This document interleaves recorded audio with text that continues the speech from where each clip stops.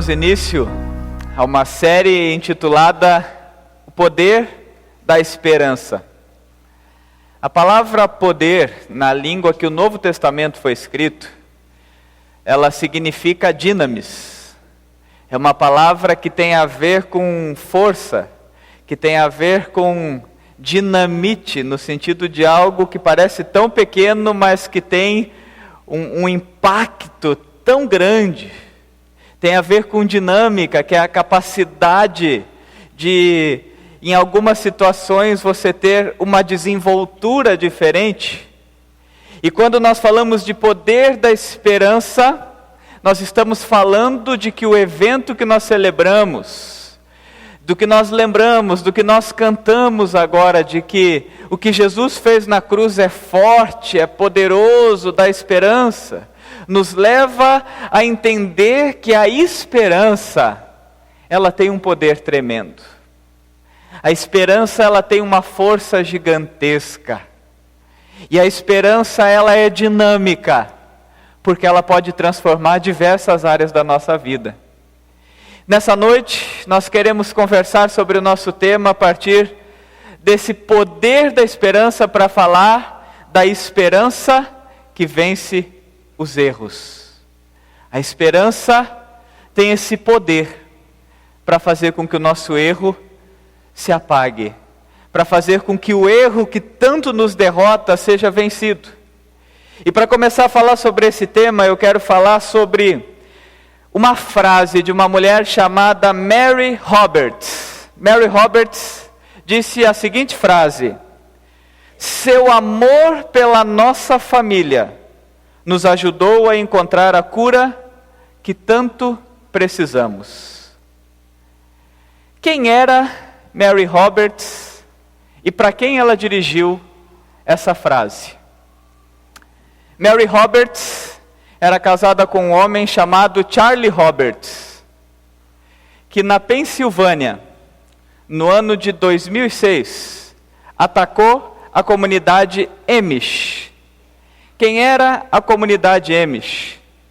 É uma comunidade que vive de uma maneira simples, uma comunidade cristã, que tem dentro dos seus princípios de viver essa comunidade cristã, uma seguinte questão: eles não usam de luz elétrica, eles não têm carros, eles vivem no interior, eles constroem a sua casa, uns ajudam aos outros, eles usam roupas do século 17, mas eles têm como princípio viver a comunidade cristã da forma que eles entendem. E o marido de Mary Roberts, então Charlie Roberts, no ano de 2006, invadiu uma escola onde estudavam as crianças da comunidade Amish. E ao invadir essa escola, ele matou 5 meninas e depois tirou a própria vida. Uma tragédia, como aconteceu no nosso país há pouco tempo, quanto tantas vezes se repete, uma verdadeira tragédia. Mas o que impactou na história dessa comunidade Amish, o que levou Mary Roberts a dizer para essa comunidade que esse amor pela família dela ajudou eles a encontrar a cura que eles tanto precisam, tem a ver com a forma que essa comunidade aprendeu a lidar com o erro a partir do quanto eles conheciam do amor de Deus. No mesmo dia, os líderes dessa comunidade, pai que perdeu a filha morta por Charlie Roberts, se dirigiu à casa de Mary para dizer que perdoava ela, seus filhos, sua família e que cuidariam deles. Essa comunidade, ao viver o perdão, decidiu que cuidaria daquela família e abriram uma conta bancária para eles. Essa comunidade, ao viver esse perdão, fez parte além das pessoas muito próximas, sogro, sogra do Charlie, mãe, quem estava presente no sepultamento dele era a comunidade, com os pais, com as mães, com aqueles que algumas horas estavam chorando a morte do filho estavam diante daquele que matou as suas filhas, abraçando essa família, chorando com eles, entendendo que existe um poder maior. Essa história é tão impactante que ela virou livro. Um livro escrito por sociólogos chamado A Graça Amish, para tentar entender que impacto foi esse causado aqui. E essa história também virou filme. E tem uma imagem do filme chamado Graça e Perdão, que conta dessa história e desse poder da esperança que vence os erros. Eu quero agora passar um trecho do filme onde mostra o encontro desses pais com essa esposa que havia, ao saber da notícia que o marido morreu, e ao mesmo tempo também, ao saber de tudo que ele causou, o encontro da comunidade Amish com ela, da forma que o filme tenta retratar.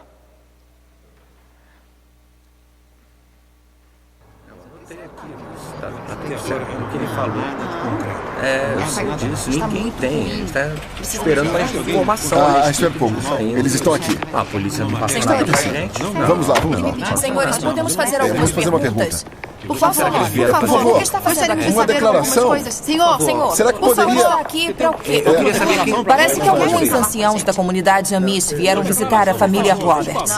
Nenhum deles quis falar com a nossa equipe. Eu prometi isso ao meu chefe.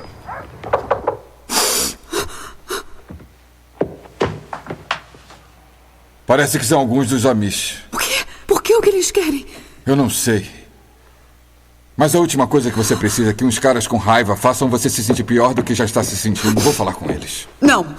Eles têm todo o direito de estarem com raiva. Eles têm todo o direito. Não com você. Você não fez nada de errado. Nem eles. Pai, deixa eles entrarem. Amy, já tem muita coisa na sua Tá, cabeça. então eu abro pra eles. Não, você... Podemos entrar, senhora Roberts?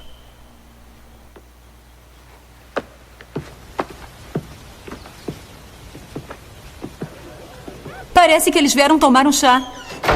Já viu alguma coisa assim? Não, nunca. Eu não sabia o que o Charlie estava planejando. Eu juro pra vocês, eu não sabia. Isso nunca passou pelas nossas cabeças, senhora Roberts. Eu não sei o que aconteceu com ele. Eu tô apavorada e eu sinto muito. Eu daria qualquer coisa, a minha vida, pra ter essas meninas de volta. Algum de vocês era parente delas?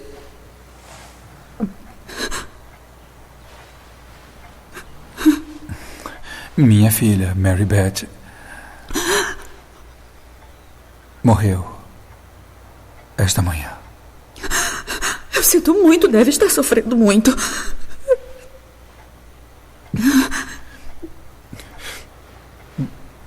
É uma dor muito profunda. É.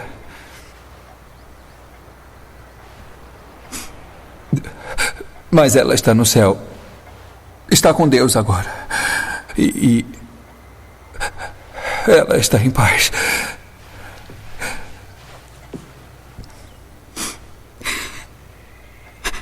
Eu sinto muito. Sinto muito. Sentimos muito pela sua perda também.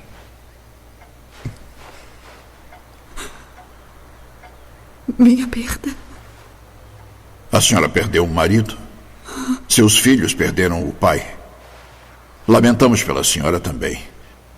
Nós não guardaremos nenhuma raiva contra Charlie. Ele era conhecido da maioria de nós. Nós viemos aqui para dizer que o perdoamos.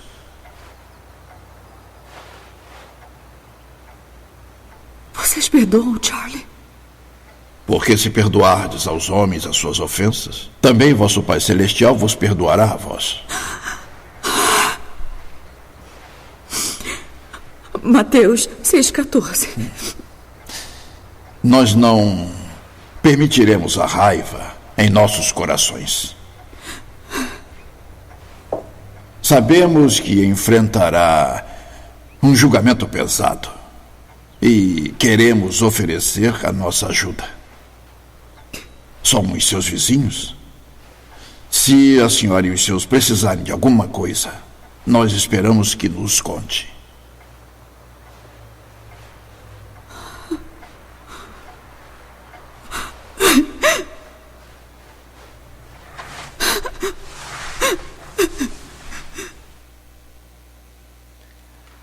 Uma escritora chamada Cherry Carter Scott diz o seguinte: a raiva te torna menor, enquanto o perdão te força a crescer além do que você era. A palavra mais presente nos lábios e na declaração dessa comunidade era: nós não vamos deixar com que a raiva tome conta dos nossos corações. Nós não vamos deixar. Nós não vamos deixar a raiva tomar conta do nosso coração. Você já percebeu que a raiva, que a falta de perdão, a culpa, as palavras que nos fazem conviver com os erros nossos e dos outros, que elas têm uma força muito grande na nossa vida? A raiva tem poder sobre a nossa vida. A culpa tem força sobre a nossa vida. A falta de perdão tem uma força tremenda sobre a nossa vida. Mas existe um poder que é maior do que tudo isso. É o poder do perdão. E na nossa humanidade nós vivemos nesse dilema de saber o quanto nós somos limitados para perdoar. O quanto nós temos raiva, o quanto nós somos aprisionados, o quanto isso dificulta a nossa vida. A raiva, a falta de perdão, a culpa, a causa, aquilo que o erro faz na nossa vida, seja do erro que nós cometemos ou do que os outros cometem com nós, nos levam ao jogo de nos tornarmos aprisionados ao passado. Isso em relação à tua vida, aos teus erros, te faz com que você sempre se culpe por algo que você já cometeu. E ao ser aprisionado ao passado, isso atrapalha o teu presente, atrapalha a forma que você vive, atrapalha a forma que você pensa, atrapalha a forma que você sobrevive, atrapalha a forma que você se relaciona. Mas ela, além de atrapalhar, de aprisionar no passado, de maltratar o presente, ela dificulta o futuro. Porque a prisão do erro vai nos roubando a esperança. A prisão do erro do outro vai nos trazendo amargura. E você já percebeu? Isso te afasta de pessoas, isso te afasta de projetos, isso nos envergonha. De pensar que a raiva invade o nosso coração de tal maneira que nós somos tomados por ele. Um testemunho como esse dessa comunidade que experimentou o amor de Deus é um impulso para que você experimente também. Eu quero convidar você a abrir a sua Bíblia, quem tiver a Bíblia aí, João capítulo 20, do versículo 19 até o 23. João capítulo 20, 19 a 23. É um texto que nos fala de quando essa esperança da ressurreição de Jesus volta a ser a esperança na vida dos seus discípulos, que estavam aprisionados, que estavam inundados pela consequência dos erros, por ter errado, pelos erros que os outros cometeram com eles. E aqui nós vemos então o encontro de Jesus com seus discípulos, e o texto nos diz assim: ao cair da tarde daquele primeiro dia da semana, estando os discípulos reunidos a portas trancadas por medo dos judeus, Jesus entrou, pôs-se no meio deles e disse: paz seja com vocês. Tendo dito isso, mostrou-lhes as mãos e o lado. Os discípulos alegraram-se quando viram o Senhor. Novamente Jesus disse: paz seja com vocês. Assim como o Pai me enviou, eu os envio. E com isso soprou sobre eles e disse: recebam o Espírito Santo. Se perdoarem os pecados de alguém, estarão perdoados. Se não os perdoarem, não estarão perdoados. Esse texto nos conta da experiência dos discípulos depois da morte de Jesus. Depois que Jesus morreu, a experiência daqueles que eram seus discípulos era a experiência de lidar com o erro dos outros e com o erro deles. Eles lidavam com o erro que todos cometeram de alguma maneira, porque todos abandonaram Jesus. Eles lidavam com o erro do que os outros cometeram, porque há 2 dias atrás, há 3 dias atrás, estava com eles Judas. E Judas cometeu um erro que, olhando pelo decorrer da história, foi o fato que levou Jesus a ser entregue. E eles tinham que lidar com o erro de Judas. E mais, Judas tirou a própria vida, e eles lidavam com o erro e com a morte de alguém que andava com eles, de alguém que traiu o grupo, de alguém que falhou. Eles lidavam com seus erros pessoais. Pedro havia falado que não abandonaria Jesus, e o negou, e chorou amargamente por isso. Os discípulos abandonaram, sumiram na hora que Jesus mais precisava. Todos erraram. E aqui nós temos unidos em uma sala, discípulos aprisionados, de portas trancadas. Reunidos em uma sala, pessoas que lidavam com seus erros e com a sua culpa. Reunidos em uma sala, pessoas que lidavam com os erros dos outros. E de uma forma muito simbólica, nós podemos olhar para isso aqui e perceber o seguinte: o erro nos aprisiona. O erro tranca as portas.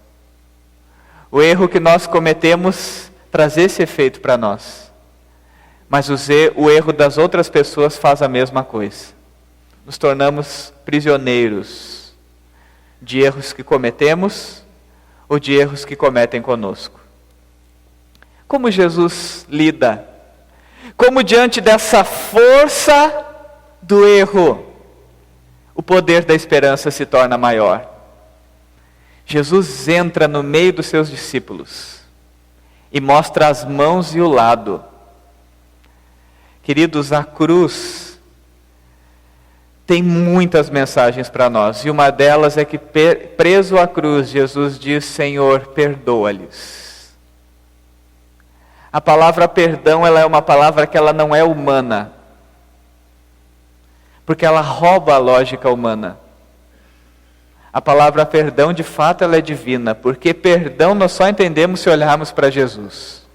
Se você olhar perdão a partir de como você vive, de como você se expressa, de como é a tua vida, você vai ver que não tem possibilidade de perdão. Porque na nossa justificativa de relacionamentos, nós vivemos em trocas. Você troca alguma coisa com alguém cada vez que se relaciona. E o perdão é aquele momento em que você perde tudo. Em que você abre mão de tudo. Em que você não recebe nada de volta. E esses discípulos então encontram Jesus de braços abertos para eles, mostrando as mãos e mostrando o lado. O que era a mão e o lado de Jesus? Os lugares que ele foi ferido. Primeiro, para dizer para todos os discípulos que sofriam por erros dos outros: o sofrimento que você vive, eu entendo. O sofrimento que você vive, que às vezes te torna solitário, pelo erro que alguém cometeu com você, eu sofri com você também. Quando Jesus morreu na cruz de braços abertos, todo o sofrimento de lá era uma resposta dele para dizer que ele está contigo quando você sofre. Que ele é o Deus conosco, que é o Deus que nos acompanha no sofrimento.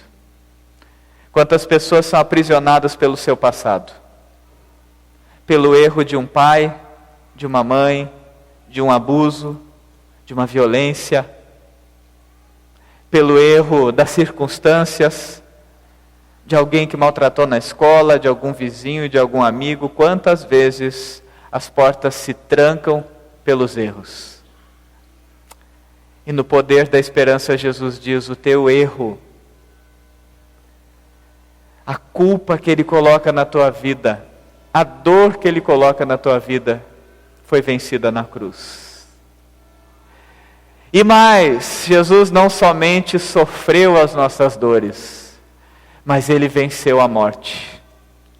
E o poder da esperança fez com que uma pedra de toneladas fosse removida do túmulo de Jesus E naquela pedra de toneladas, quando Jesus ressuscitou, Ele nos trouxe um poder maior do que os nossos erros. Ele nos trouxe um poder maior do que a culpa, que é o poder do perdão. Uma coisa é certa na sua vida: você vai errar. E você vai errar diariamente.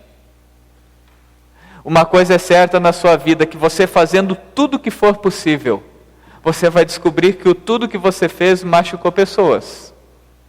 E se você não fazer nada, ficar só no teu canto, pessoas vão sofrer com isso também. Se você é alguém que diz: eu tenho que falar para ajudar as pessoas, muita gente vai ser ferida.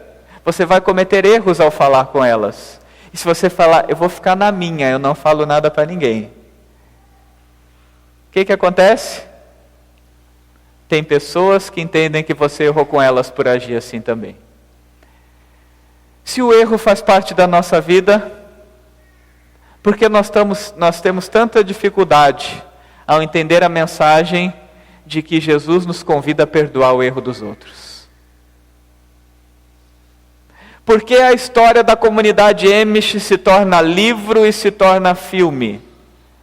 Porque ela fala de um poder que não tem nada a ver com as nossas reações e as nossas demonstrações de força humana, e até espirituais às vezes. Queridos, a Bíblia fala muitas vezes sobre perdão.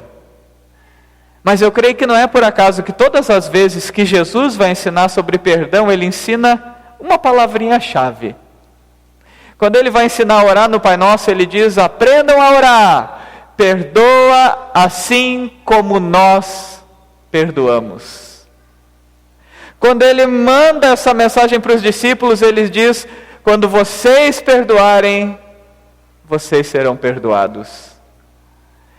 Jesus nos ensina e de alguma forma Ele nos envolve a entender que o perdão que você recebe é o mesmo perdão que você oferece. Jesus nos envolve a entender que a culpa que te aprisiona pela falta de perdão é a mesma prisão quando isso tem a ver com outras pessoas. Shakespeare, ao olhar para a forma que as pessoas agem umas com as outras, se relacionam, ele tem uma frase que ele diz assim: o ressentimento, guardar ressentimento, é como tomar veneno e esperar que a outra pessoa morra.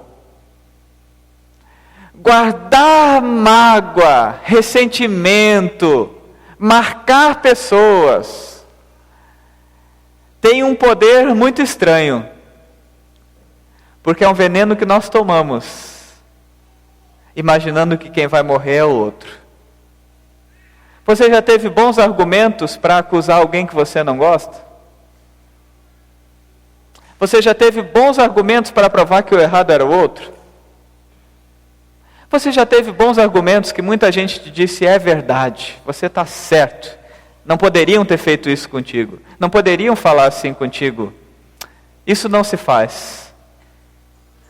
Sabe o que esse tipo de comportamento nos ajuda? A seguir alimentando sentimentos que na verdade são ressentimentos. O que é ressentir? É viver outra vez a dor que lhe foi causada. É viver de novo a dor que te atingiu. E de uma forma incrível, o resultado é que quem mais fica mal somos nós mesmos. Quantas e quantas vezes você já passou por isso? Que a única pessoa que carrega a pessoa que te feriu é você mesmo. A única pessoa que parou a vida, que estacionou, que ficou presa ao passado, que não consegue avançar, que não consegue olhar para frente, por causa de fatos que aconteceram na tua vida, é você mesmo. Queridos, ontem ainda nos nossos papos nós falamos muito sobre isso. O amor a Deus e o amor às pessoas é o que sempre vai transformar a humanidade. Olhar para o futuro é um olhar de entender o que a humanidade vai precisar é aprender a amar as pessoas.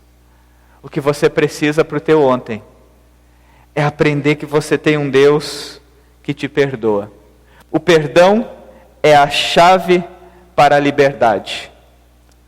Eu acho incrível esse texto porque ele nos fala que no momento que os discípulos viram as mãos e o lado, que no momento que Jesus curou seus discípulos, que no momento que Jesus os enviou, as portas se abriram com essa palavra: perdoe, pois você é perdoado. Existe um poder na esperança que vence os erros. Quando o poder de Jesus transforma a nossa vida, a primeira mensagem é: você não precisa viver preso aos erros que você cometeu. As primeiras palavras de Jesus, quando ele vai falar, é: arrependam-se e creiam no Evangelho. Entendo que os teus erros de fato te colocam em uma situação onde o teu caminho é um caminho sem volta, de dor, de sofrimento, de tristeza e de tragédia. Mas quando Jesus diz arrependam-se, ele diz: vem que tem outro caminho para você. Vem que tem outro caminho para a tua vida. E creiam no Evangelho, Jesus dizendo: e vem que nesse caminho eu te abraço. Nesse caminho eu te trago a cura. Nesse caminho eu te liberto. Você não precisa mais viver preso. E a primeira mensagem para você nessa noite é: tem coisas na tua história, tem erros que você cometeu que ainda te machucam? Não viva preso. Olhe para Jesus. Olhe para a mensagem da cruz que te diz: esse caminho de tentar argumentar, de tentar fugir, de tentar esconder, de tentar justificar, vai trazer uma consequência: vai te aprisionar. Vai para outro caminho, que é o caminho do perdão. Ah, meu querido, você é aprisionado por raiva, por mágoa, por ressentimento com alguém? Pare de sentir essa dor que te aprisiona e sinta a alegria e a liberdade que Jesus proporciona. Pare. Entregue nessa noite. Diga para o Senhor o que tranca teu coração. Jogue fora esse copo com veneno do ressentimento. Peça perdão por segurar tanto tempo algo que Deus nos ensina o tempo inteiro. O amor que você recebeu é gigantesco para que você não consiga perdoar pequenos erros. O amor que custou a vida de Jesus é imenso para que você se perca em pequenas falas, em pequenas fofocas, em pequenas dores que você sentiu. O amor de Jesus é imenso para te mostrar que tem um caminho melhor do que viver aprisionado nos erros. É no poder que vence a morte. É no poder que vence o pecado. É no poder que vence a tua culpa. É no poder que te ajuda a perdoar.